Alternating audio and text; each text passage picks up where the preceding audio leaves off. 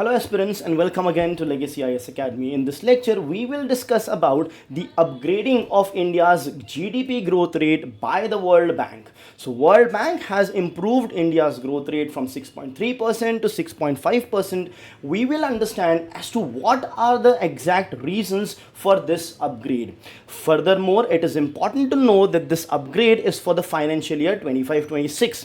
As far as the financial year of 26-27 is concerned, for that financial year, the World Bank has actually downgraded India's GDP growth rate from 6.5 to 6.3%.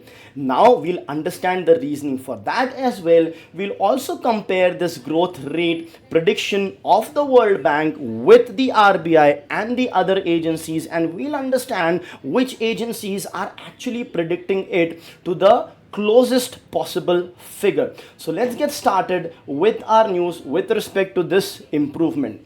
So first things first, the prediction has been improved, of course, as was mentioned. Now it has been improved from 6.3% previously to the present 6.5%, which took place yesterday itself.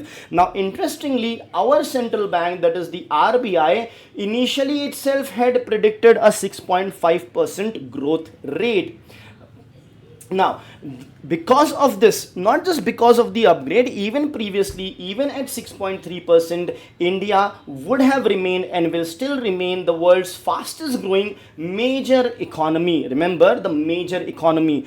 With respect to all the nations or all the economies are concerned, there will be other small economies, minor economies, which will be growing faster than India. But among the major economies, India is the fastest growing one. Now, why is that the case? See, when an economy is minor, their GDP is very small, and that means the base is quite small. So growing at a faster rate over a small base is basically easier, everything else remaining constant. That can be explained by the base effect, since India's economy is quite big, as a result of which growing at this particular pace itself is a quite Herculean task. So we will remain the world's fastest growing economy, fastest growing major economy.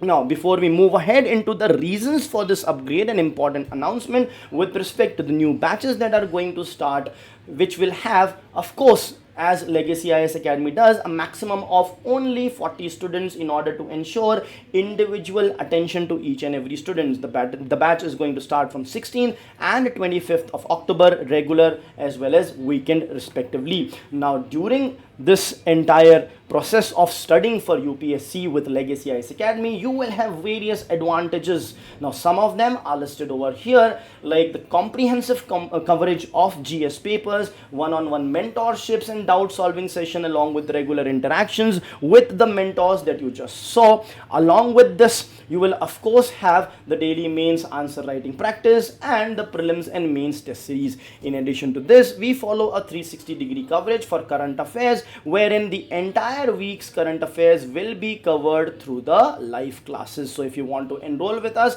you can simply download our app or log on to our website or call on these numbers. Now let's continue with the news and understand as to what are the key drivers for this upgrade. The very first thing is the domestic demand. Yes, please understand, this has been one of the most important reasons. Now, this domestic demand has also helped India previously as well. Remember the 2008 global financial crisis, where the world was having a global slowdown, but India still grew at a higher rate because of the domestic demand. See, we have a huge population which at times is criticized, but at the same time, this is the reason, this huge population is the reason for having such a huge amount of demand. The second thing on your screen is the rural revival. That means the agriculture is basically going to improve. The faster growth rate will be there because of the leaving of the El Nino effect and the incoming La Nina, which will give more monsoon, as a result of more agricultural production, so more income for the farmers,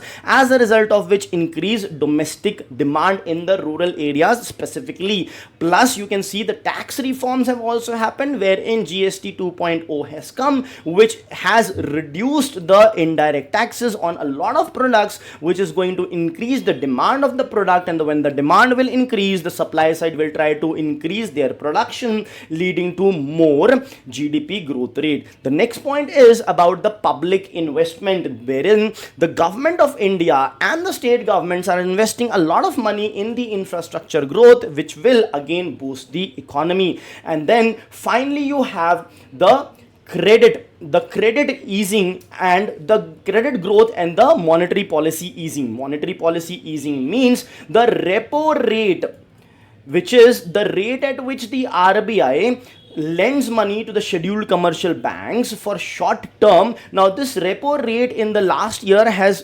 fiscal has gone down by 1%, which has made the borrowing cheaper, as a result of which more people will be likely to borrow money, as a result of which again the growth will improve.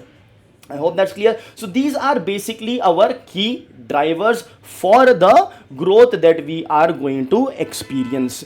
Now next thing is the recent economic performance, which has been quite good. 7.8% is the growth rate in our Q1, and RBI predicts a Q2 growth rate of approximately 7%. So there is a possibility that we might overshoot this 6.5% growth rate as well, because we are doing pretty well as of now.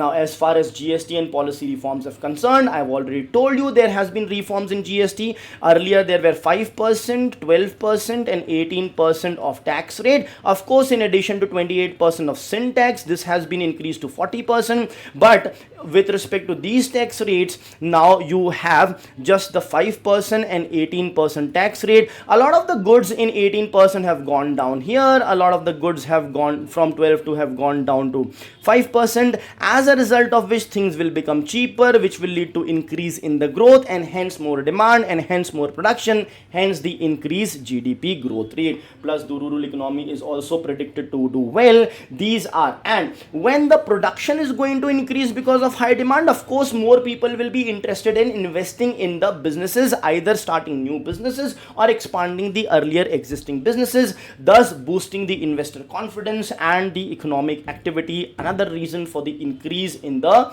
growth rate prediction by the World Bank.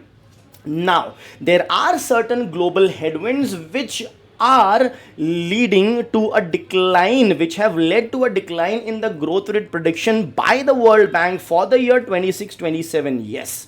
So for 25-26, the World Bank has increased, but for 26-27, the World Bank has decreased India's GDP growth rate from 6.5% to 6.3%. The major reason being the higher US tariffs on Indian goods, which we will be exporting to the United States of America. Now 20% of India's exports go to the USA, as a result of which this is going to play a very, very important role. Now, so we have understood the growth prediction for this fiscal has increased, whereas for the next fiscal it has decreased. Now let us compare the predictions of different entities. World Bank has increased our growth rate to 6.5%. Now interestingly, the RBI since the beginning had predicted 6.5%, but now RBI is also seeing some more optimism, as a result of which now RBI has increased it to 6.8%. As far as S&P and OECD are concerned, S&P is the credit rating agency, OECD is the Organization of Economic Cooperation and Development. They both have also revised India's growth rate to a upward trajectory. Now what is the implication of this on India? Of course, there is a boost to the demand, to the growth, all that is happening, but at the same time the 2026-27 fiscal has basically seen a decline in the predicted growth rate. So India needs to diversify its exports in order to ensure that the effect of increased USA tariff is